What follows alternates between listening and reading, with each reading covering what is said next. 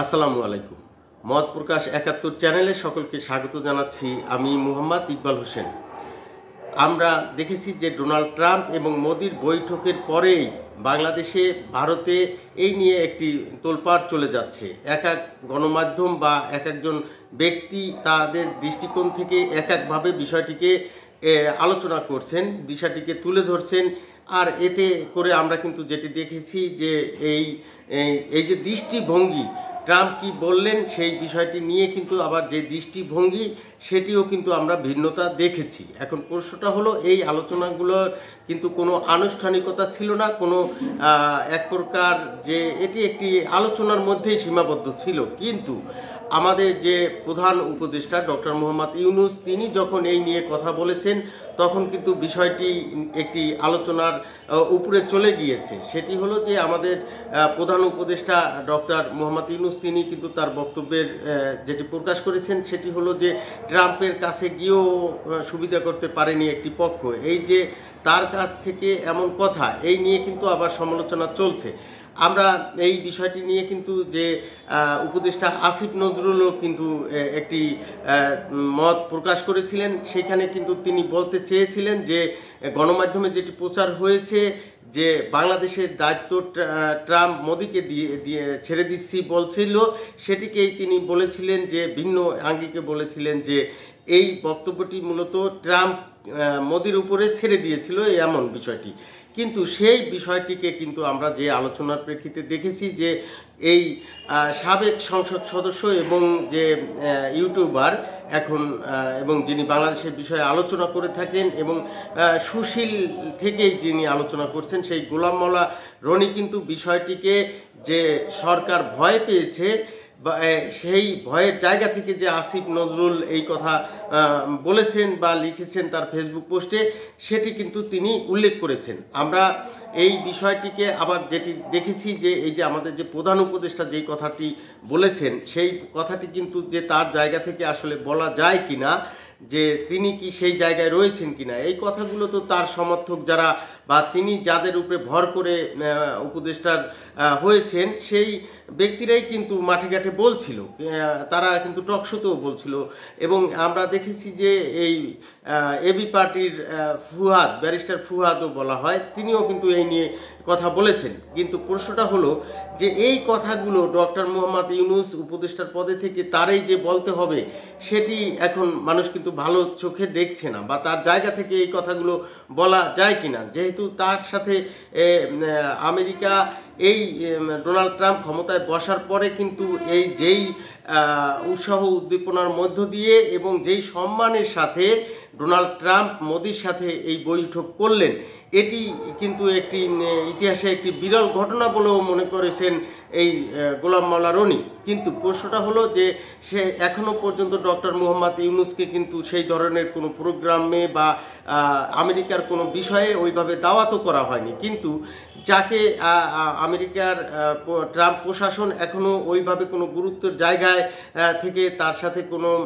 বৈঠক কিংবা কোনো আলোচনা করেনি, সে নিজের থেকে আগ বাড়িয়ে এখন অন্যের বৈঠক, অন্য দেশের বৈঠক এইটি নিয়ে যে কথা বলছেন, সেটি একটু সমালোচনায় নিজেকে ফেলে দিয়েছেন, এমনটিও কিন্তু মনে করছেন অনেক সমালোচক। আর বিশেষ করে আমরা সাংবাদিক যে মঞ্জুরুল আলম পান্না, তিনি কিন্তু তার একটি ভিডিওতে এই নিয়ে অনেকটা আলোচনা করেছেন তার মানচিত্র ইউটিউব চ্যানেলে। এখন প্রশ্নটা হলো যে আমরা আরেকটি আলোচনা দেখেছি যে গণ অধিকার পরিষদের যে সাধারণ সম্পাদক মোহাম্মদ রাশেদ খান, উনিও কিন্তু এই ডোনাল্ড ট্রাম্প এবং মোদির যে বিষয়টি বৈঠক হয়েছে সেখানে কিন্তু তিনি এক প্রকার অভিযোগ করতে গিয়ে বলেছেন যে এই বাংলাদেশ কে আমেরিকা মোদি বা ভারতের চোখ দিয়ে দেখছে, সেই যে দেখছে সে প্রমাণ হিসাবে তিনি কিন্তু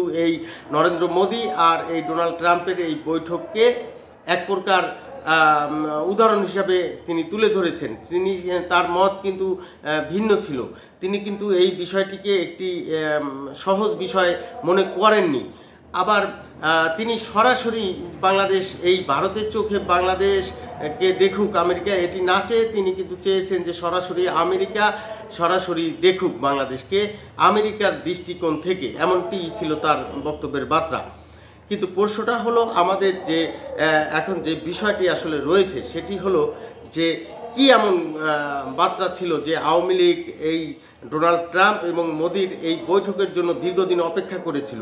আবার অপেক্ষা করার পরে ডোনাল্ড ট্রাম্প আর মোদির বৈঠক শেষে আওয়ামী লীগ কেন এত উৎসাহিত হয়ে উঠল? আওয়ামী লীগের নেতাকর্মীদের সাথে কথা বললে যেটি বোঝা যায় যে তাদের ভিতরে এই বৈঠক নিয়ে প্রধান উপদেষ্টা আসিফ নজরুল কিংবা এই ফুয়াদের মতো আলোচকরাও যেই কথা বলছেন তা যে কোনো প্রকার গ্রাহ্য না করে তারা যে এই নরেন্দ্র মোদী আর ট্রাম্পের এই বৈঠককে এই আওয়ামী লীগের একটি পরিকল্পনা যে বাস্তবায়িত হয়েছে এমনটি মনে করছে। তাদের ভিতরে কিন্তু সেই উৎসাহ উদ্দীপনা এখন দেখা যাচ্ছে।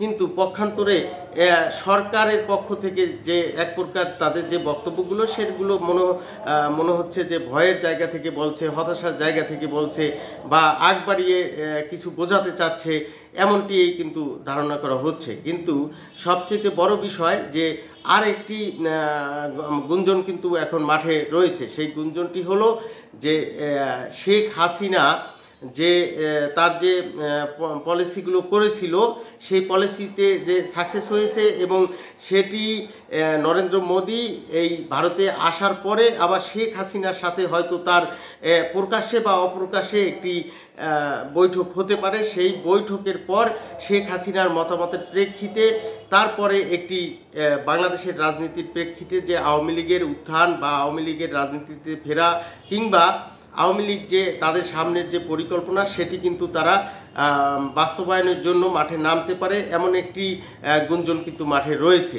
অন্যদিকে আরেকটি বিষয় যেটি রয়েছে যে এই যে আওয়ামী লীগের ঘোষিত যে হরতাল, সেই হরতাল যে এবার যে কঠোরভাবে পালন হতে পারে এমনটিও কিন্তু আওয়ামী লীগ নেতাদের কাছ থেকে কিন্তু শোনা যাচ্ছে যে এই 18 তারিখে যে আওয়ামী লীগের ঘোষিত যে হরতাল কর্মসূচি, সর্বাত্মক হরতাল কর্মসূচি, এই কর্মসূচিতে যে একটি আওয়ামী লীগ জানান দিতে পারে তাদের অস্তিত্বের, জানান দিতে পারে তাদের শক্তির, জানান দিতে পারে তাদের হারিয়ে না যাওয়ার জানান দিতে পারে, এমনটিও কিন্তু ধারণা করা হচ্ছে। আওয়ামী লীগ যেই অপেক্ষায় ছিল, যেটি আসলে আওয়ামী লীগের নেতাকর্মীরা সাধারণ মানুষদের বোঝাতে চান সেটি হলো যে আওয়ামী লীগ অপেক্ষায় ছিল, আওয়ামী লীগ যে একটি ম্যাটিকুলাসলি ভাবে যে আওয়ামী লীগকে বাংলাদেশ থেকে এই আওয়ামী লীগের সরকারের পতন ঘটানো হয়েছে, শেখ হাসিনার পতন ঘটানো হয়েছে সেই বিষয়টি, এবং তারা সেটিকেই সামনে রেখে তারা যে সামনে বেগমান হতে চায়, সক্রিয় হতে চায়, সেই জায়গায় বিদেশি কোনো হাত যদি থেকে থাকে সেটি যে বাধা হয়ে দাঁড়াবে, তো সেই বাধা যাতে না থাকে এই জন্যই কিন্তু এই যে ট্রাম্প আবার বলে দিয়েছে যে বাংলাদেশে ডিপ স্টেটের কোনো ভূমিকা নেই।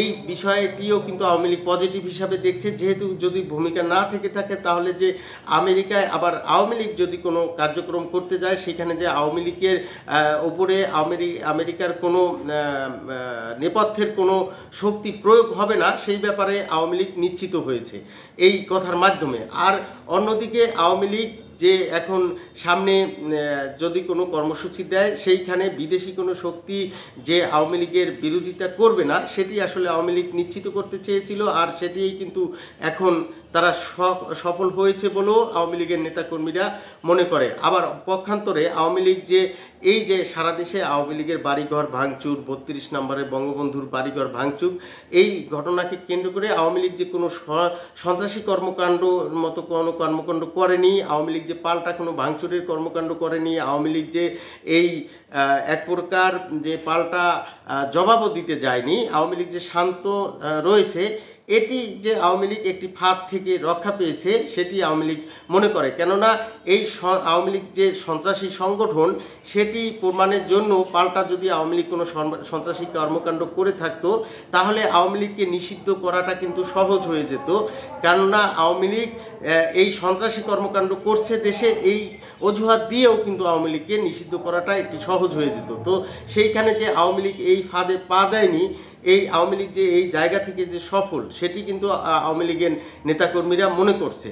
তো এখন আওয়ামী লীগ তাদের সামনে যে কর্মসূচি সেটি কি শান্তিপূর্ণ কর্মসূচি দেয়, নাকি আওয়ামী লীগ ফিরে দাঁড়ানোর জন্য যে তাদেরকে যে বাধা দেওয়া হবে সেটা কিন্তু আমরা এই বৈষম্য বিরোধী ছাত্র আন্দোলনের যে আহ্বায়ক হাসনাত আবদুল্লাহ থেকে শুরু করে এই প্রধান উপদেষ্টার যে প্রেস সচিব শফিকুল আলম, তাদের কথায় কিন্তু আসলে বোঝা যাচ্ছে যে তারা আওয়ামী লীগের কর্মসূচি যে করতে দেবে না বা আওয়ামী লীগের কর্মসূচিতে যে তাদের বাধা আসবে সেটি কিন্তু এক প্রকার তাদের কথায় স্পষ্ট হয়ে যাচ্ছে। তো সেই ক্ষেত্রে আওয়ামী লীগ কি এই বাধা উপেক্ষা করে বা বাধাকে আবার পাল্টা প্রতিরোধের মুখে ফেলে তারা কি তাদের কর্মসূচি পালন করতে পারবে কিনা সেটি এখন দেশবাসী দেখার অপেক্ষায় রয়েছে। সেই দেখার অপেক্ষা রেখে সকলের সুস্বাস্থ্য এবং দীর্ঘায়ু কামনা করে শেষ করছি। আসসালামু আলাইকুম।